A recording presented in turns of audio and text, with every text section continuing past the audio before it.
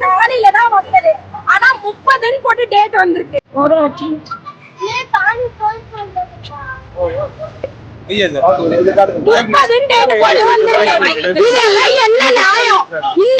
இன்னைக்குதான் எனக்கு இது வந்தது.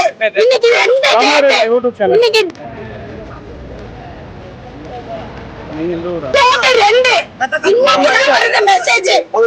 பாருங்க, இன்னி 30 டேட் போட்டு வந்திருக்கு. ஆனா இவ்வளவு இந்த மெசேஜ நான் பார்க்கல. இன்னைக்குதான் வந்திருக்கு. இன்னைக்கு என்ன டேட்? 2 டேட். 30ஆம் தேதி டேட் போட்டு எனக்கு வந்திருக்கு. இதை யாரை ஏமாத்துற மாதிரி கணக்கு நீங்களே சொல்லுங்க. எதுவுமே நீங்க எடுக்கல உள்ள இருந்து. இப்ப இவ்வளவு நேரம் என்னன்னு படிச்சு பாக்குறேன். இது இந்த மெசேஜ் இப்ப வந்து நான் எல்லா மெசேஜும் பாக்குறேன். ஆளு நானு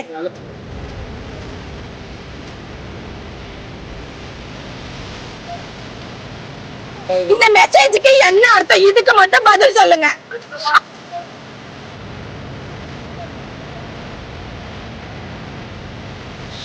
தோன்றட்டும் செந்தமிழ் சமூகம், இது தமிழர் யுகம். அப்ப பிளான் பண்ணி தான் எல்லாம் பண்ணிருக்கீங்க. சொல்லுங்க, இதுக்கு என்ன? இது ஒண்ணு ஆதாரம் போதும்.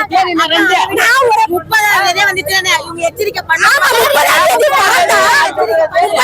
பாத்துக்கிறவங்க நாங்க ஏன் இந்த மெசேஜை இப்ப காட்டணும்? நாங்க காலையில இருந்து ஆர்ப்பாட்டம் பண்ணிட்டு இருக்கோம். காலையில இருந்து இப்ப இந்த மெசேஜ் காட்ட எனக்கு காரணம் என்ன? இப்ப 30 டேட் போட்டு நீங்க மெசேஜ் அனுப்பிச்சிருக்காங்க. உங்களுக்கு நேத்தே சரியான மெசேஜ் எல்லா ஒரு மெசேஜுமே கிடையாது. எல்லா ஒரு மெசேஜுமே கிடையாது. அப்ப ஒரு வாரமா ரவுண்ட்ஸ்ல நைட் பகல எங்களுக்கு இன்ஃபார்ம் பண்ணுங்க.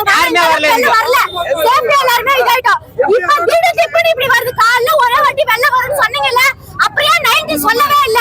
10 மணிக்கு இந்த சைடு வந்துட்டாலும் பரவாயில்ல. 4 மணி வந்து மேலே ஏறி வந்து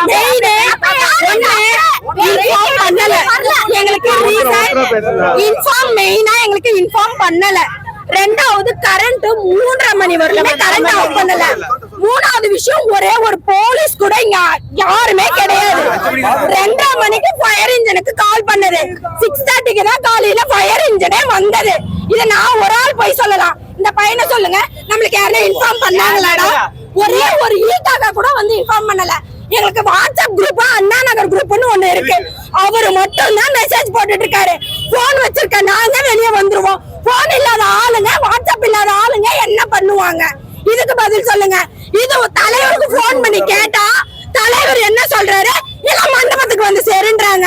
எல்லா ஆளுங்களுக்கும் 3 வேளை சோறு போட்டா மட்டும் போதுங்களா? இது வந்து சொல்ற பதிலா? வீட்ல இருந்து நீங்க எந்த பொருளும் எடுக்கல.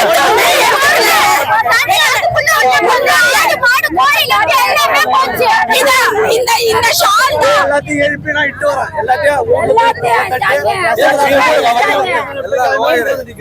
இருங்க, இந்த ஷால் இந்த ஒரு நைட்டி எனக்கு ஒரு பொன் குழந்தை இருக்கு. அந்த பொன் குழந்தை ஒரே ஒரு நைட்டி போட்டு இருக்கு.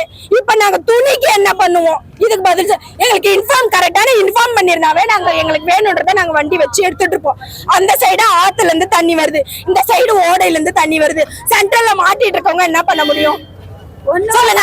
வண்டி மாட்டிக்கிச்சு, எல்லாம் மாட்டிக்கிச்சு, எல்லாமே மாட்டிக்கிச்சு. அந்த சைடுல அடிப்படை உடைமைகள் எல்லாமே போயிடுச்சு. சான்றிதழ் போயிடுச்சு.